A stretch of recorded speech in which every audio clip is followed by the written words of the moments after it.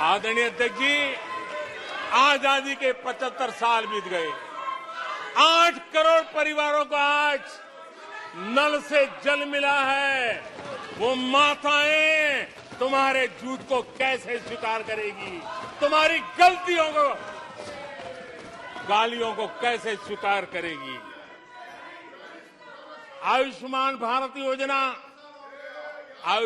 भारत योजना से 2 करोड़ परिवारों को मदद पहुंची है। जिंदगी बच गई है उनकी। मुसीबत के समय मोदी काम आया है। तुम्हारी गालियां को वो कैसे स्वीकार करेगा? कैसे स्वीकार करेगा? आदरणीय अध्यक्ष जी, आपकी गालियां, आपके आरोपों को इन कोटि आदरणीय अध्यक्ष जी, आपकी गालियों को, आपके आरोपों को इन कोटि भारतीयों से होकर के गुजरना पड़ेगा, जिनको दशकों तक मुसीबतें में जिंदगी जीने के लिए तुमने मजबूर किया था। आदरणीय अध्यक्ष जी, कुछ लोग अपने लिए, अपने परिवार के लिए बहुत कुछ तबाह करने पर लगे हुए हैं। अपने लिए, अपने परिवार के लिए जी रहे हैं। मोदी तो 25 करोड़ देशवासियों के परिवार का सदस्य है।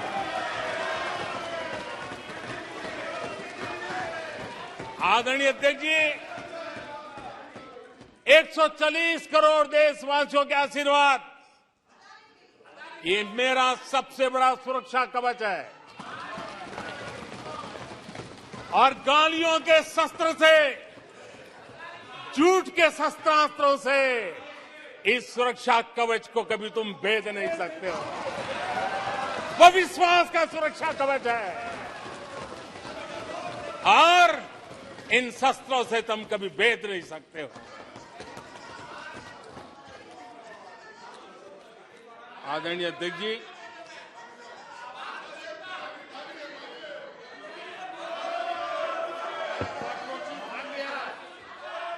आने सदस्य प्लीज।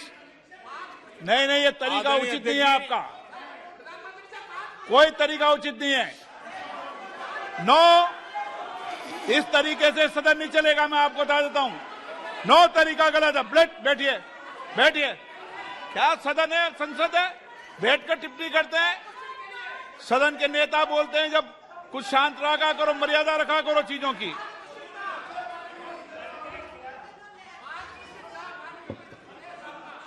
आदरणीय अध्यक्ष जी, हमारी सरकार कुछ बातों के लिए प्रतिबद्ध है। समाज के वंचित वर्ग को वरीयता, उस संकल्प को लेकर के हम जी रहे हैं। उस संकल्प को लेकर के चल रहे हैं। दशकों तक दलित, पिछड़े, आदिवासी जिस हालत में उनको छोड़ दिया गया था,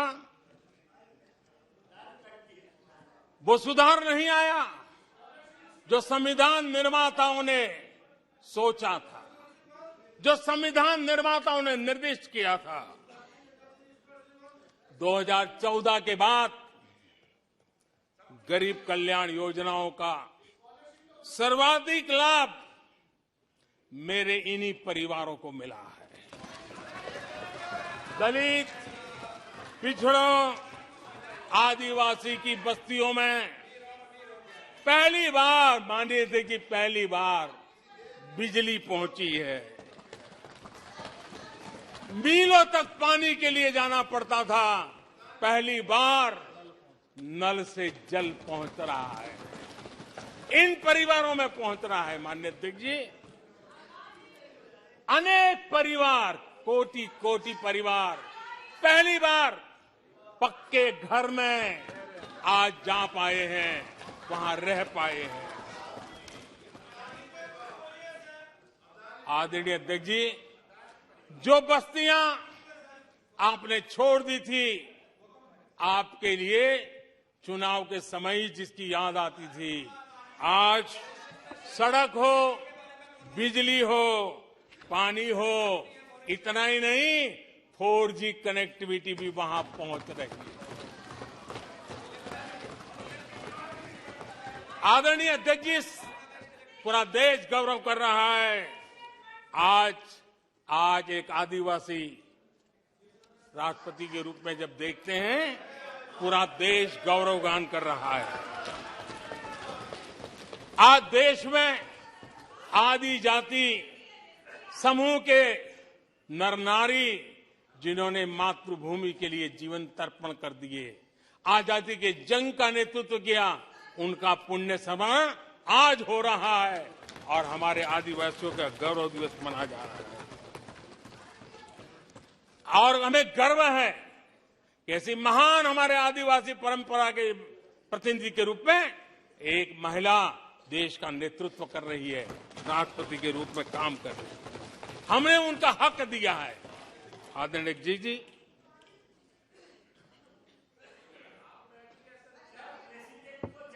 आदरणीय अध्यक्ष जी, हम पहली बार देख रहे हैं।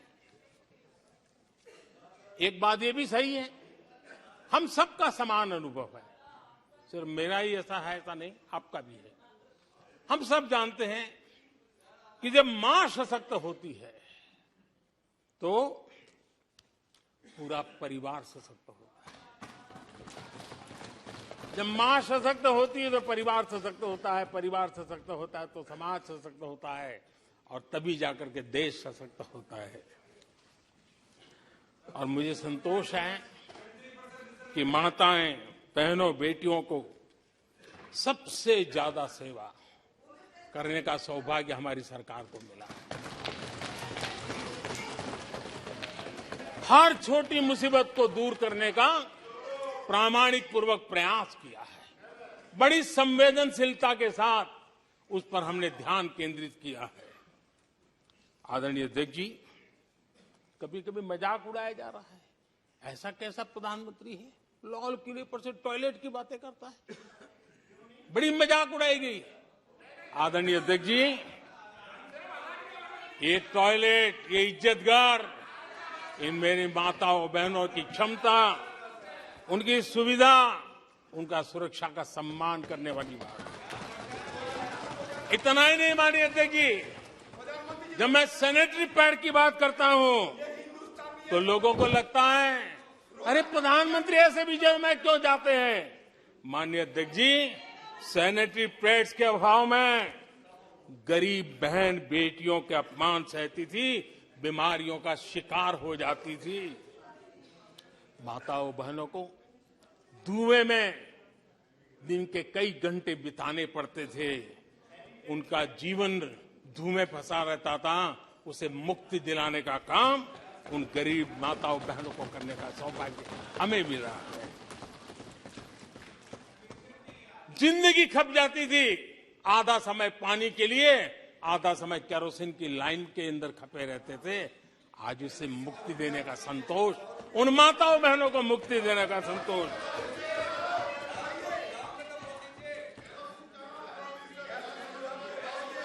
माननीय अध्यक्ष जी, जो पहले चलता था अगर वैसा ही हम चलने देते, शायद कोई हमें सवाल भी नहीं पूछता कि मोदी जी ये क्यों नहीं किया, वो क्यों नहीं किया, क्योंकि देश को आपने ऐसी स्थिति में ला दिया था कि इससे बाहर निकल ही नहीं सकता था।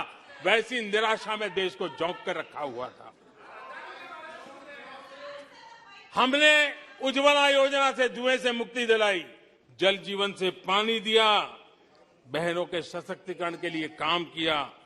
9 करोड़ बहनों को सेल्फ हेल्प ग्रुप, स्वयं सहायता समूह से जोड़ना, माइनिंग से लेकर के डिफेंस तक, आज माताओं बहनों को, बेटियों को अवसर खोल दिए हैं। ये खोलने का काम हमारी सरकार ने किया है।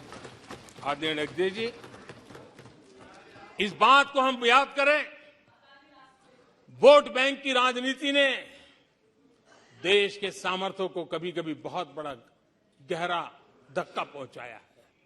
और उसी का परिणाम है कि देश में जो होना चाहिए, जो समय पे होना चाहिए था, उस पर काफी देर हो गई।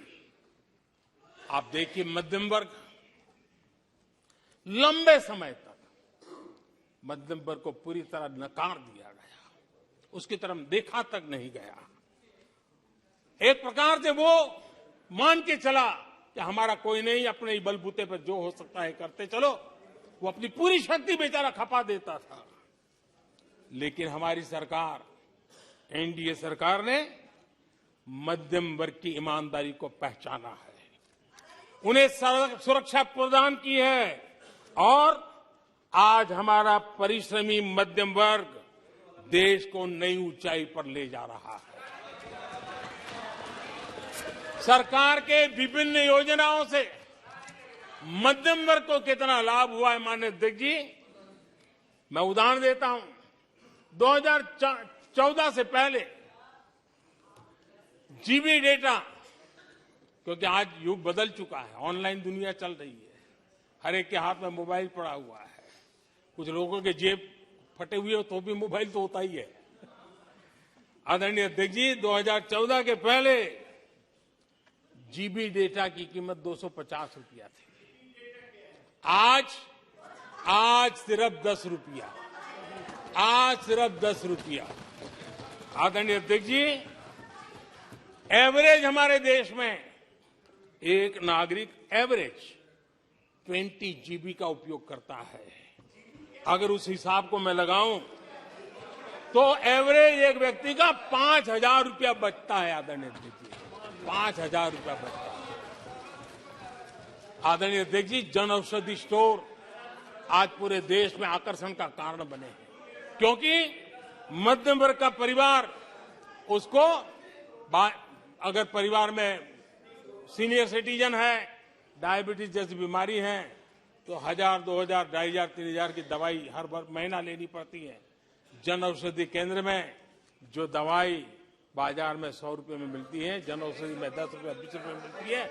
आज 20,000 करोड़ रुपया मध्यम वर्ग का जन औषधि के कारण बचा है। माननीय अध्यक्ष जी, हर मध्यम वर्गीय परिवार की एक सपना रहता है खुद का घर बने, और अर्बन इलाके में होम लोन के लिए बड़ी व्यवस्था करने का काम हमने किया, और रेरा का कानून बनाने के कारण जो कभी इस प्रकार के तत्व मध्यम वर्ग की मेहनत की कमाई को सालों तक डुबो कर रख देते थे, उसमें से मुक्ति दिला करके उसको एक नया विश्वास देने का काम हमने किया, और उसके कारण खुद का घर बनाने की उसकी सहूलियत बढ़ गई है। आदरणीय अध्यक्ष जी, हर मध्यम वर्गीय परिवार को अपने बच्चों के भविष्य के लिए, उसके उच्च शिक्षा के लिए उसके मन में रहता है, मंसूबा रहता है। वो चाहता है आज जितनी मात्रा में मेडिकल कॉलेजेस हो, इंजीनियरिंग कॉलेज हो, प्रोफेशनल कॉलेजों की संख्या बढ़ाई गई है, सीटें बढ़ाई गई हैं, उसने मध्यम वर्ग के एस्पिरेशन को बहुत उत्तम तरीके से एड्रेस किया है। उसको विश्वास होने लगा है कि उनके बच्चों का उज्जवल भविष्य निर्धारित है। आदरणीय अध्यक्ष जी, देश को आगे बढ़ाना है तो भारत को आधुनिकता की तरफ गए बिना कोई चारा नहीं, और समय की मांग है कि अब समय नहीं गंवा सकते, और इसलिए हमने इंफ्रास्ट्रक्चर की तरफ बहुत बड़ा ध्यान दिया है। और ये भी माने, स्वीकार रखा, भारत की एक जमाने में पहचान थी गुलामी के कालखंड के पहले। गुलामी के कालखंड के पहले ये देश आर्किटेक्चर के लिए, इंफ्रास्ट्रक्चर के लिए दुनिया में उसकी एक ताकत थी, पहचान थी। गुलामी के कालखंड में सारा नष्ट हो गया। देश आजाद होने के बाद वो दिन दोबारा में आएगा ऐसी आशा थी, लेकिन वो भी समय बीत गया। जो होना चाहिए था, जिस गति से होना चाहिए, जिस स्केल से होना चाहिए था, वो हम नहीं कर पाए। आज उसमें बहुत बड़ा बदलाव इस दशक में देखा जा रहा है। सड़क हो, समुद्री मार्ग हो, व्यापार हो, वाटरवेज हो, हर क्षेत्र में आज इंफ्रास्ट्रक्चर का कायाकल्प देख रहा है। हाईवेज पर हाईवे पर रिकॉर्ड निवेश हो रहा है माननीय अध्यक्ष जी। दुनिया भर में आज चौड़ी सड़कों की बात होती थी, भारत में चौड़ी सड़कें, हाईवे, एक्सप्रेसवे आज देश की नई पीढ़ी देख रही है। भारत में वैश्विक स्तर के अच्छे हाईवे, एक्सप्रेस दिखे, इस दिशा में हमारा काम है। पहले रेलवे इंफ्रास्ट्रक्चर अंग्रेजों ने जो देकर के गए, उसी पर भी हम बैठे रहे, उसी को हमने अच्छा मान लिया, गाड़ी चलती थी। आदरणीय अध्यक्ष जी, वो समय था, आदरणीय अध्यक्ष जी, वो समय था जिस प्रकार से अंग्रेजों छोड़ करके गए थे, उसी भाव में जीते रहे। और रेलवे की पहचान क्या बन गई थी? रेलवे यानी धक्का मुक्की, रेलवे यानी एक्सीडेंट, रेलवे यानी लेट लतीफ। यही यानी एक स्थिति थी, लेट लतीफ में एक कहावत बनी गई थी, रेलवे यानी लेट लतीफी। एक समय था हर महीने एक्सीडेंट होने वाली घटनाएं बार बार आती थी। एक समय था एक्सीडेंट एक किस्मत बन गई थी। लेकिन अब ट्रेनों के अंदर वंदे भारत की मांग, हर एमपी चिट्ठी लिखता है, मेरे यहां वंदे भारत चालू करो। आज रेलवे स्टेशनों का कायाकल्प हो रहा है, आज एयरपोर्ट का कायाकल्प हो रहा है। 70 साल में 70 एयरपोर्ट, 70 साल में 70 एयरपोर्ट, 9 साल में 70 एयरपोर्ट। देश में वाटरवेज भी बन रहा है। आज वाटरवेज पर ट्रांसपोर्टेशन हो रहा है। आदरणीय अध्यक्ष जी, देश आधुनिकता की तरफ बढ़े, इसके लिए आधुनिक इंफ्रास्ट्रक्चर को बल देते हुए, आदरणीय अध्यक्ष जी, मैंने जीवन में, सार्वजनिक जीवन में 4-5 दशक मुझे हो गए, और मैं हिंदुस्तान के गांवों से गुजरा हुआ इंसान, 4-5 दशक तक उसमें से एक लंबा कालखंड परिव्राजक के रूप में बिताया है। हर स्तर के परिवारों से बैठने उठने का, बात करने का अवसर मिला, और इसलिए भारत के हर भूभाग को, समाज की हर भावना से परिचित हूं। और मैं इसके आधार पर कह सकता हूं, और बड़े विश्वास से कह सकता हूं, कि भारत का सामान्य मानवी पॉजिटिविटी से भरा हुआ है। सकारात्मकता उसके स्वभाव का, उसके संस्कार का हिस्सा है। भारतीय समाज नेगेटिविटी को सहन कर लेता है, स्वीकार नहीं करता। ये उसकी प्रकृति नहीं। भारतीय समुदाय का स्वभाव खुशमिजाज है, स्वप्नशील समाज है, सत्कर्म के रास्ते पर चलने वाला समाज है, सृजन कार्य से जुड़ा हुआ समाज है।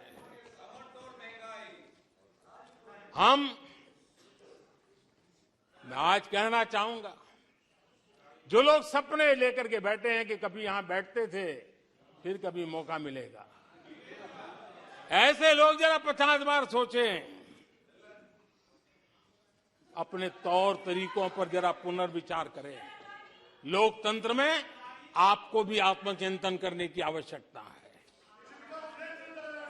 आधार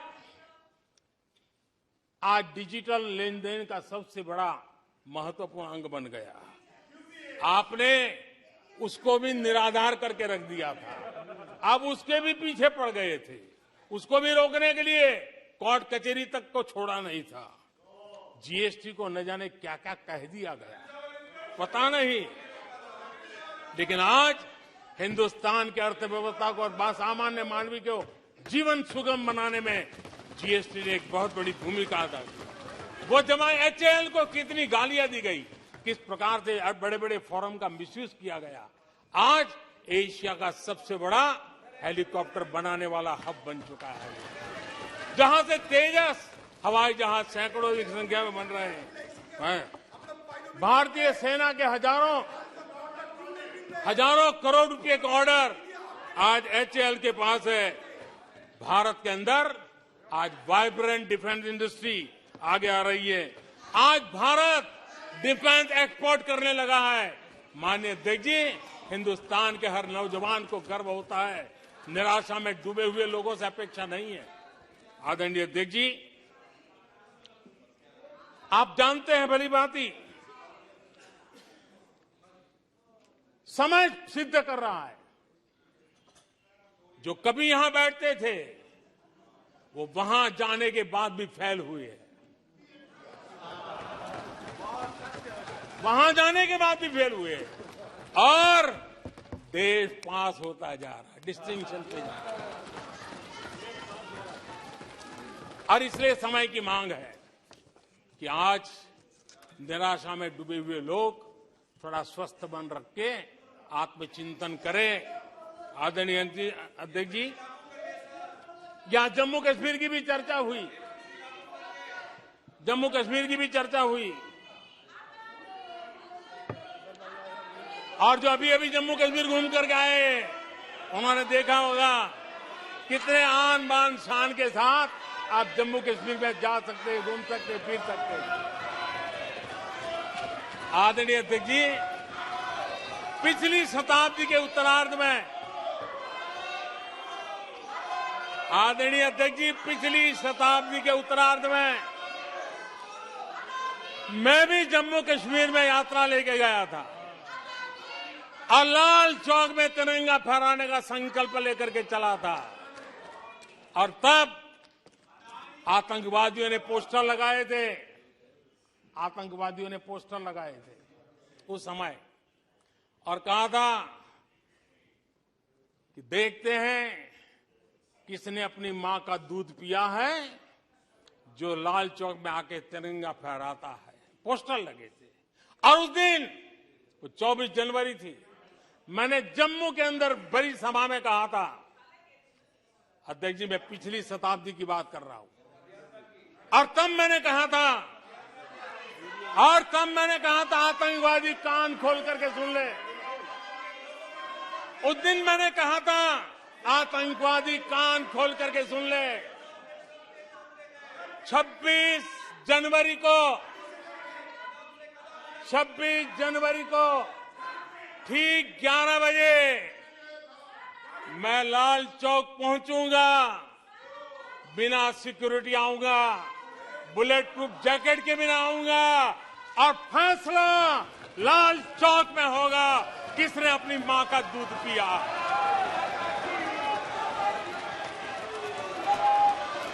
वो समय था माननीय अध्यक्ष जी। और जब श्रीनगर के लाल चौक में तिरंगा फहराया उसके बाद मैंने मीडिया के लोग पूछने लगे। मैंने कहा था कि आमतौर पर तो 15 अगस्त और 26 जनवरी को जब भारत का तिरंगा लहराता है तो भारत के आयुध, भारत के बारूद सलामी देते हैं, आवाज करके देते हैं। मैंने कहा आज जब मैं लाल चौक के अंदर तिरंगा फहरा हूं, दुश्मन देश का बारूद भी सलामी कर रहा है, गोलियां चला रहा था, बंदूकें बम फोड़ रहा था। आदरणीय अध्यक्ष जी, आज जो शांति आई है, आज चैन से जा सकते हैं, सैकड़ों की तादाद में जा सकते हैं। ये माहौल और पर्यटन की दुनिया में कई दशकों के बाद सारे रिकॉर्ड जम्मू कश्मीर ने तोड़े हैं। आज जम्मू कश्मीर में लोकतंत्र का उत्सव मनाया जा रहा है। आदरणीय अध्यक्ष जी, आज जम्मू कश्मीर में हर घर तिरंगा का सफल कार्यक्रम होते हैं। मुझे खुशी है, कुछ लोग हैं जो कभी कहते थे तिरंगे से शांति बिगड़ने का खतरा लगता था, कुछ लोगों को ऐसा कहते थे। कि तिरंगे से जम्मू कश्मीर में शांति बिगड़ने का खतरा लगता था। वक्त देखिए, वक्त का मजा देखिए, अब वो भी तिरंगा यात्रा में शरीक हो रहे हैं।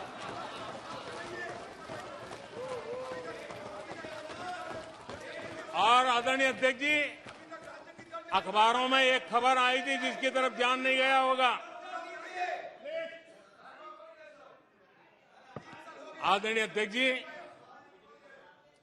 उसी समय अखबारों में एक खबर आई थी क्योंकि लोग टीवी में चमकने की कोशिश में लगे थे, लेकिन उसी समय श्रीनगर के अंदर दशकों बाद थिएटर हाउसफुल चल रहे थे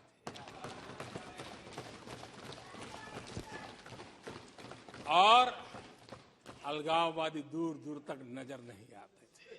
अब ये भी देश ने देखा है। आदरणीय अध्यक्ष जी,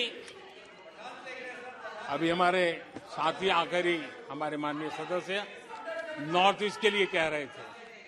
मैं कहूंगा जरा एक बार नॉर्थ ईस्ट हो आइए। आपके जमाने का नॉर्थ ईस्ट और आज के जमाने का नॉर्थ ईस्ट देखिए। आधुनिक चौड़े हाईवे हैं, रेल की सुख सुविधा वाली सफर है, आप आराम से हवाई जहाज से जा सकते हैं।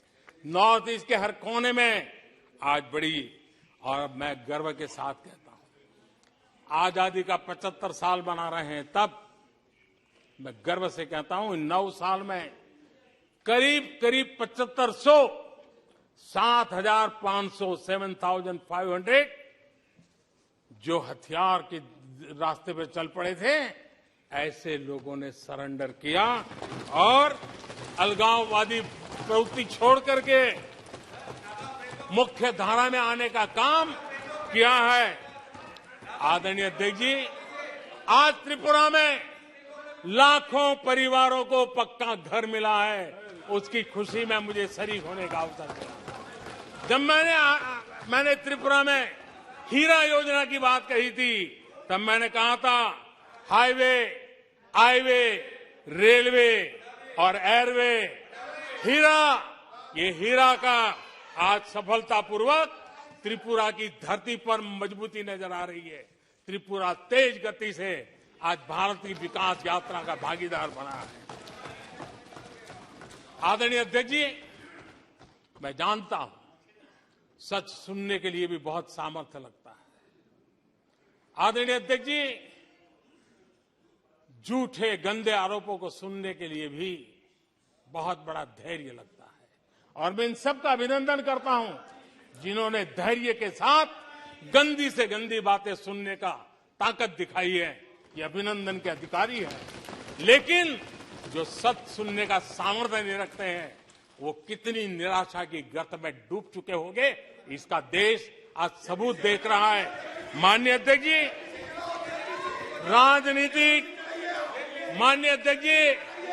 राजनीतिक मतभेद हो सकते हैं, विचारधाराओं में मतभेद हो सकते हैं, लेकिन ये देश अजरा अमर है। आओ हम चल पड़े 2047 आजादी के 100 साल मनाएंगे, एक विकसित भारत बना के रहेंगे, एक सपना लेकर के चले, एक संकल्प लेकर के चले, पूरे सामर्थ्य के साथ चले। और जो लोग बार बार गांधी के नाम पर रोटी खिलाते हैं, उनको मैं कहना चाहता हूं, एक बार गांधी को पढ़ ले, एक बार महात्मा गांधी को पढ़े। महात्मा गांधी ने कहा था, अगर आप अपने कर्तव्यों का पालन करोगे तो दूसरे के अधिकारों की रक्षा उसमें निहित है। आज कर्तव्य और अधिकार के बीच में भी लड़ाई देख रहे हैं। ऐसी नासमझी शायद देश ने पहली बार देखी होगी। और इसलिए माननीय अध्यक्ष जी, मैं फिर एक बार आदरणीय राष्ट्रपति जी को अभिनंदन करता हूं, राष्ट्रपति जी का धन्यवाद करता हूं, और देश आज यहां से एक नए उमंग, नए विश्वास, नए संकल्प के साथ चल पड़ा है। बहुत बहुत धन्यवाद। धन्यवाद। प्रस्ताव पर सदस्यों के अनेक संशोधन प्रस्तुत प्रस्ताव किए गए। सभा की सहमति हो तो